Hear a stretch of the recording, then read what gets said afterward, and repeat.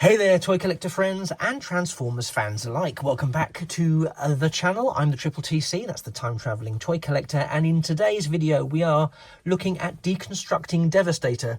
This time it is our Studio Series 86 Constructicon team that is in the spotlight. Now, unlike the other two in this series so far, the G1 version and the Unite Warriors version, these have all had individual videos within the Studio Series 86 playlist and the Studio Series 86 Constructicons playlist. So I'm not going to go into a huge amount of individual detail with each of these, but I will just do a general overview.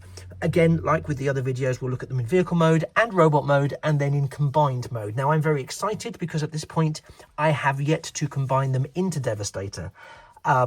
So that will be, for me, a highlight of this. I'm also doing a parallel video when I do Devastator, which will also go into the Studio Series 86 playlist, because, again, I haven't yet converted him into Devastator. So it's a big first for me recording this today. So here we have the Constructicon team as they appear in robot mode, in vehicle mode within Studio Series 86. So as with all Studio Series 86, they endeavour to hit a fine line between G1 aesthetics, cartoon aesthetics, and current sort of generations engineering. And I think it's fair to say that the Studio Series 86 Constructicons hit a bit of a speed bump, and it's whether or not the speed bump was of Hasbro's making, the customer's making, or a little bit of both. And I think with a lot of these things, it's a little bit of both, and I'll explain my thinking. So as we look at some of these vehicle modes, they're pretty good, they're pretty solid, they're pretty cartoon accurate, and I want to come back to that again in a second. Studio Series 86 prides itself in being cartoon accurate in the majority of its ways, and I think that the vehicle modes that we see here, I have armoured them all up with their respective weapons, but I think all of what they've managed to achieve here with their various vehicle modes is an effective representation of those G1 characters as they appeared in vehicle mode. Now, they also capture an awful lot, and I love a lot of the detailing is really, really cool as well. They also capture that sort of, I almost want to see the naive period of children's toys back in the 80s, which is when, of course, the original Constructicons materialized, because they were very simplistic. They were just, I mean, and also the Constructicons, the vehicle modes were the priority, because as with all of the original sets of Transformers, the vehicle mode was the priority, and vehicle mode, and when you're a combiner, the combiner mode. Although I would suggest that with Devastator, even the G1 Devastator, as we've seen already in this playlist, doesn't fare all that well. He doesn't fare all that well. And again, he has no articulation. So people who are very, very keen, there's his gun here on hook, very, very keen to comment and observe that there are, there's limited points of articulation with the robot modes, and we'll talk about that when we look at the robot modes. I just have to think back to the G1 figures, which again I never had as a kid, but the G1 figures that I did have shared very similar traits to the Constructicons. Vehicle modes were prioritized, and combination engineering was similarly prioritized. Now again, we've also seen, this is the trailer section for Long Haul, which again we've armored up here with the various bits and pieces, which do of course form parts of Devastator's armor, and we didn't in G1 have the trailer. So already it's a bit of a stretch for Studio Series 86 to have created this portion. This portion was not on screen, but what it does do, and it's in line with the Commander class price point, I suppose, the way we had Long Haul and Hook come together as Commander class twin pack. They gave us this because, like with all Commander classes that we're seeing at the moment, where they are part of a combiner team, there is a trailer or some form of attachment that enhances, let's say, the initial vehicle interacts with the robot mode, and supports the combination. Now, the only thing I can say here is that this doesn't really enhance the robot mode. It serves to be taken into the battlefield by Longhaul, but it doesn't actually then interact with Longhaul in his robot mode. So it doesn't. There's no that I've found anyway. There's no sort of added value. There's no mini base mode or battle encampment or anything like that. So for me, it's very much a case of it's a trailer. It merges with the robots to form Devastator, which I can live with that. I can live with that because my understanding is we're going to get the best G1 Studio Series animation accurate Devastator as we could from this collection of figures. Now, as we've seen, vehicle modes, pretty solid, and they are quite good. I think they excel in the vehicle modes. I think the robot modes, which we'll look at next, aren't perhaps quite as good because of some of the articulation issues, and I'm going to park that conversation for when I've transformed them all up into their robot modes. But I think from vehicle modes, they look like, and I will probably say this again, they look like a cohesive team. I feel like you could see these being played with by children, and you would not necessarily think that these were robots in disguise. You would think, yeah, this is a great set of construction vehicles and ancillary, truck haulage stuff. And I think they really work, and they're neatly articulated, so you can get some additional play value out of the articulation of these. You can choose to armor them up or not. So all of the armaments on the individual vehicles can be taken off. So, there's a lot of, I have to say, there is a lot of playability with these. And to be honest, I also think you can display them really well in vehicle mode. And this is prompting my thinking that if they do release, because I'm not going to beat about the bush, when I transform them into Devastator down the line a bit, that's probably where I'm going to keep him as Devastator as part of my Studio Series 86 collection. But I do kind of like their individual modes. So something I've not done for the other combiners I've picked up so far is I am thinking that I might get, if they do a either a re-release or they do a gift set of Devastator some years down the line, I may pick it up just so I can keep them in a combination of vehicle and robot mode, because I like them. I like them enough that I would have I don't know if I'd pay the current prices for them, and indeed some of them are sold out, so but I think it's such a popular set, and we are seeing some other Transformers from earlier in the Studio Series 86 range and other ranges being re-released.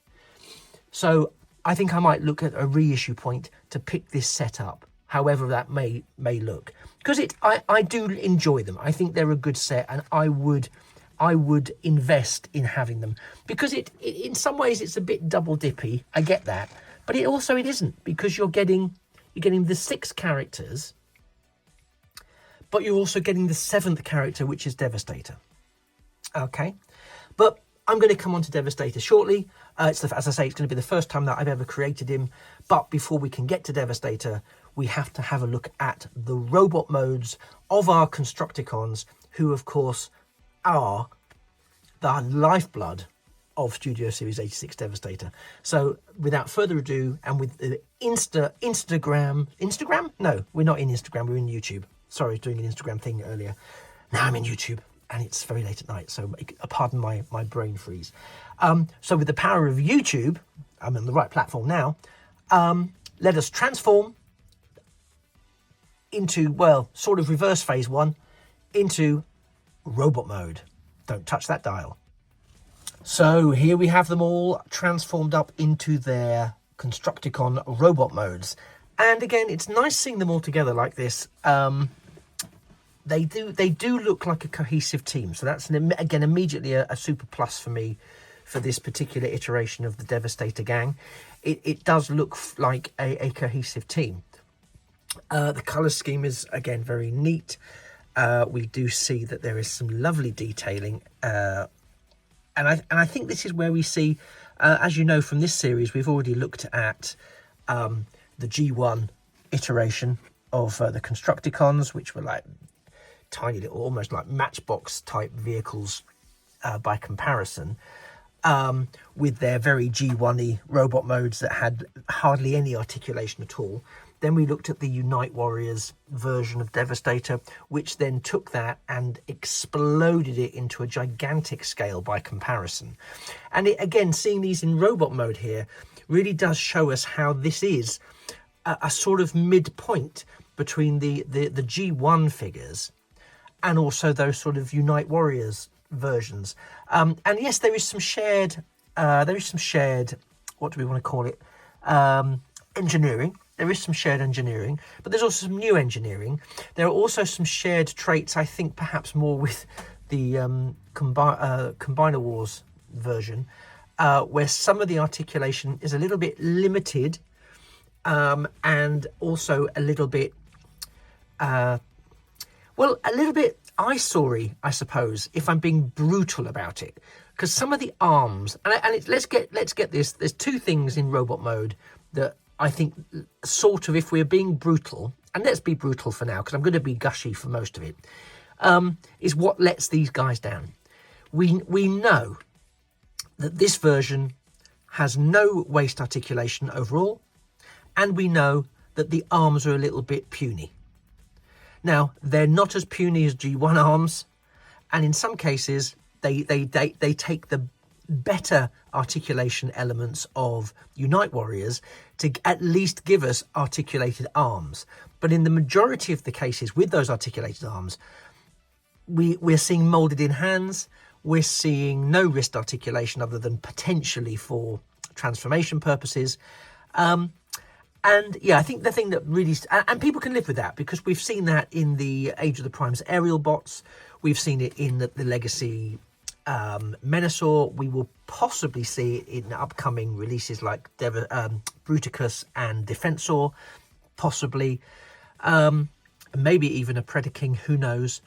But I think there was a lot of hope around this version that they may have addressed that. And in many, many ways, I think it's a shame they haven't. You know, because again, when we look at these individual figures, they are very good figures. They do give us a lot of articulation. Yes, we get some gapping. Yes, some of them are sold as Voyager class, but we think they're possibly not Voyager class, you know. But they do have to, within the price point, as we know, particularly for sort of Studio Series vehicles, isn't always linked now to... isn't linked at all really nowadays to size per se. It's linked to pieces and engineering, you know. I think the size still, whether it's acknowledgeable or not, I think size still plays a key part here. Again, this gun, it sits in Scrapper's hand, but it looks a bit dodgy, but it will become Devastator's weapon. Yeah, it would have been, yeah, I don't really have much to add to that. But yeah, I think looking at these folks, there is, you can see a prime example. At least here the hand is coloured in black. But what could they have done? I mean, maybe they could have wheeled it out there so it could have clipped into there. But what would that have done to the price point? I think overall the engineering works really nicely. Again, I know I'm sort of rushing through these, but I'm very conscious that I've done a blow-by-blow over on my Studio Series 86 Devastator playlist, Constructicons playlist. So please do feel free to check that out if you want to go blow-by-blow through the various Constructicons up until Devastator. Which is why I'm not sort of giving them each the individual spotlight that I have with the G1 and with the Unite Warriors, because I didn't do a separate sort of list for those, or playlist for those. But, you know, Scavenger here, again, Kibble is managed at the back. It's just, you can almost see where there could have been waist articulation. Again, we've got moulded hands, but at least they do actually move a little bit, so we can angle. Well, that's more the gun than the hands. But we have the hollow spaces. So there's a lot of trade-offs.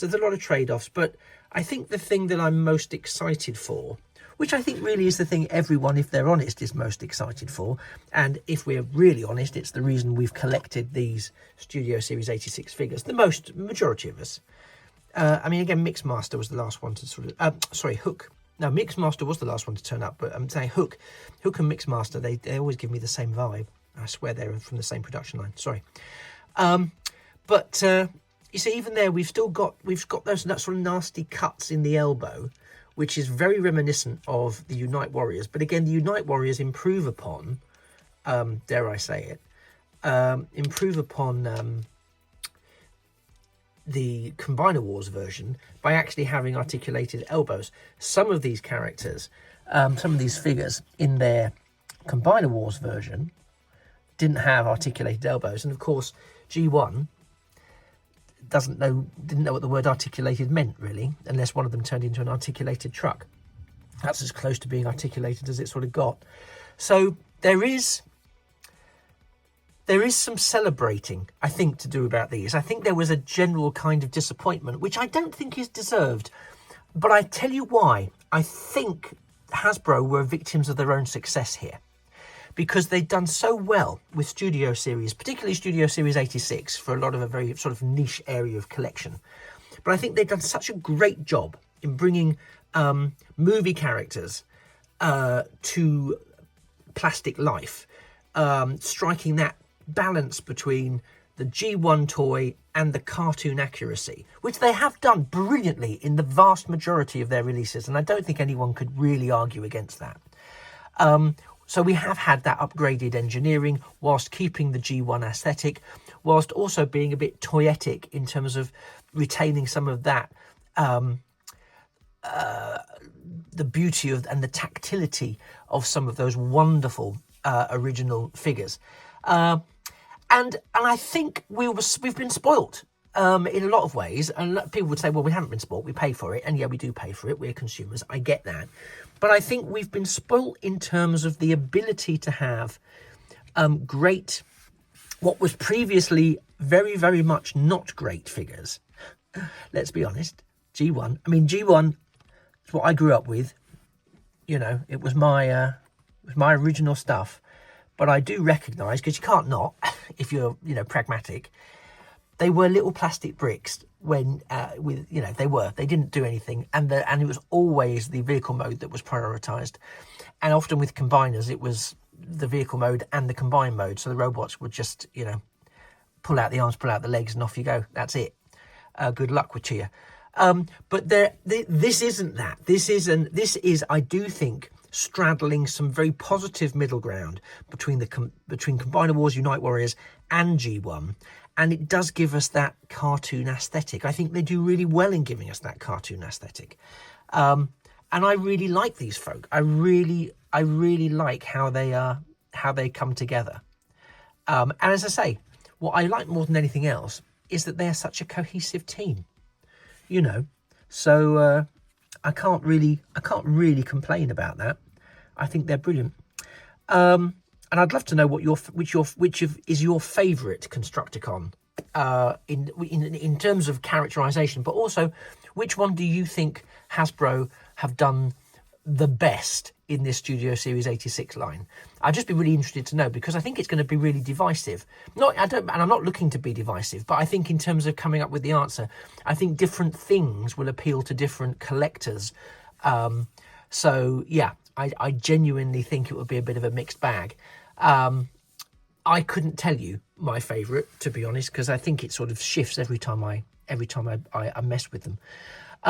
But what I still haven't done yet, because I was saving it for this, so I'm doing this and another one in parallel for my Studio Series 86 collection playlist, is I still haven't combined them into Devastator. So my expectation on this is that I think we're going to see the sacrifices made in robot mode play out in the combined mode. That's what I think. That's what I'm hoping for. Because I'm going to hope that the fact that we haven't had waist swivels, for example, and we haven't had movable fists, for example, are intrinsic to the fact that these then have to connect and hold and give us a Devastator that does move, that does have all the posability that you could hope for. And that's what I'm here for. That is what I am here for this version of Devastator, the Studio Series 86 Devastator. Because to be fair, being brutally honest, I love all of these, and I do like them in their vehicle configurations as well. But I'm probably going to have him in my upcoming display cases as Devastator. Unless somewhere down the line, well, no, I am, that's a given. But somewhere down the line, if I get a chance to collect all of these again, or they do a gift set, I might pick it up. I might pick it up, just because I do like them in their individual modes to mess with. But I think once I've made Devastator, I want to keep him in Devastator mode. But we'll see, because that's the next phase. The next phase for me will be putting these into Devastator, and we can finally see what I'm hoping all this fuss is about. So bear with me. Constructicons merge for devastation. And using the magic of YouTube, here we have Studio Series 86 Devastator all transformed into his merged form. And I have to say, his merged form is quite something. I'll just give you a quick pan from the top to the bottom, so you can see exactly just how hefty this guy is. And this guy is hefty. I've got, just to hand, I've got, this is Age of the Primes, the 13 Alpha Trion in his vehicle mode, Cybertronian vehicle mode, barely the size of his chest in all directions, you know. So that gives you a sense of what we are actually dealing with here when it comes to the size of him. And also, I think I used this one when I was doing my Studio Series 86 actual video. It's Sludge. So Dinobot, Studio Series 86 Dinobot Sludge, one of the key combatants of our man Devastator during the battle for Autobot City on Earth. And you can see how they scale together. And I would go so far as to say, from a scaling point of view, I think that works quite well, because if you think about the fight, he picked him up over his head, and huge though the Dinobots are, because I do think that the Studio Series 86 Dinobots are very hefty, very, very hefty indeed. This guy really works when it comes to, you know, getting all over the top of them in terms of their size. Not so great in the gun holding department. Gun toting is not really his thing, unfortunately, but then maybe he prefers to just, you know, smash, which is fine. There is all manner of articulation here. We've got shoulders that give us everything we want. We've got bicep rotation. We've got elbows. We've got rotating wrists there. We have, of course, waist swivel. And it's, you know, it's very, very good. We have, if I just lift these little skirts up here, which are very stiff, so they're, again, dynamically posable. We've got nice ratchets in the hips. We've got knees. We've got rotation in the thighs. We can go out. So we can have a nice big sort of Devastator kick, you know, as we've seen in the movie, sorry. There's even ankle tilt there, so we can get dynamic posing. And of course, all of this is thanks to the engineering that went into the individual component parts of Devastator. So again, conscious though I am that there were some limitations within what we had with with the Constructicons in their individual modes. Apologies, I'm just angling to get some slightly interesting positions. He's very dynamic, he's very posable dynamically. So again, I think what we've really got here in terms of another Devastator action figure is perhaps the perfect hybrid, dare I say it. Perfect is a strong word, but I think certainly in terms of what we have these days, but I think this is the perfect hybrid between G1 and, if you like, the Combiner Wars Unite Warriors era. This is a perfect blend of everything that those two ranges gave us. So we've got it completely captures, and it does, it completely captures the G1 aesthetic. There's no denying that. We do have a bit of back kibble, but you know what? This is very sturdy back kibble, and it's there to help keep Devastator together. And it forms, just as an additional piece of info, a useful place to store all the individual weapons. You can also store them in other places, as you can see around the figure. But, you know, there's a lot going on with this figure. And I love that we do have that dynamic posability, because, you know, that is very in keeping with the Studio Series 86 remit. So I see and reluctantly accept, semi-reluctantly I suppose, that what we have here is possibly one of the best versions of Devastator. And I'm not talking third party, because I'm not really third party orientated, currently at least. But yeah, I think this is absolutely what we wanted and needed in a Studio Series 86 Devastator. Compromises along the way, yes, there were. Mostly in the robot modes, and we've discussed the articulation issues. Absolutely get it. It's, you know, that is what it is. It's disappointing, it's a shame, but I think for most of us, and as I say, I've said it before, I might say it again, I would probably get a second set of these just to have them in there, just to retain the beautiful Constructicon elements of it. But certainly in terms of my display, it's going to be Devastator in this mode. So this has been my deconstruction of Devastator, the animated antics of Devastator. This is the Studio Series 86 version of the team and of the character, and as he was brought to life in the 1986 Transformers animated movie. Thank you for sticking with me as we've looked at this character and the individual component parts. If you want to see it broken down a bit more, by all means check out my Studio Series 86 Constructicons playlist, and you can have a look at all of them, including Devastator at the end of it. But yeah, I really love it. I really love it. But it does leave us with another Devastator to look at, of course, and that is the Devastator from the Bayverse. And those who saw the very first video in this series know that I did manage to pick up Studio Series 69, which was the gift set version of the Michael Bay Devastator in his component parts. Now, this version of Devastator we know has 6 Constructicons plus a trailer unit that gives us this.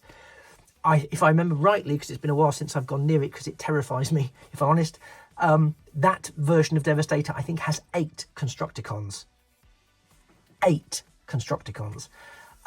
So that's going to be quite an epic. Already you can understand why I'm very anxious when I go anywhere near it. But I will get round to it. It's coming. I just need, you know, with everything else that's going on, the refurbishment of where I am, and the building of my new display cabinets and all of that. It will happen. It's happening. I'm so excited with this one, though. This is going to take a pride of place in my 86 display. Thank you so much for sticking with me for this video. If you haven't already, please do like it. It would be fantastic. And if you're one of those people that haven't yet subscribed, please subscribe. Please subscribe. Purely because, as I said, it helps me get to my next subscriber milestone, which I set to keep myself motivated. Anyway, if you do, you do, and I'm grateful. If you don't worry. I'm just glad you were along for the ride. I've been the Triple TC, that's the Time Travelling Toy Collector, and this beer month has been Studio Series 86 Devastator in all of his devastating glory. And it just remains for me to say that I very much look forward to seeing you in a future video. And, of course, that things of beauty really, really are toys forever. Take care. Bye-bye for now.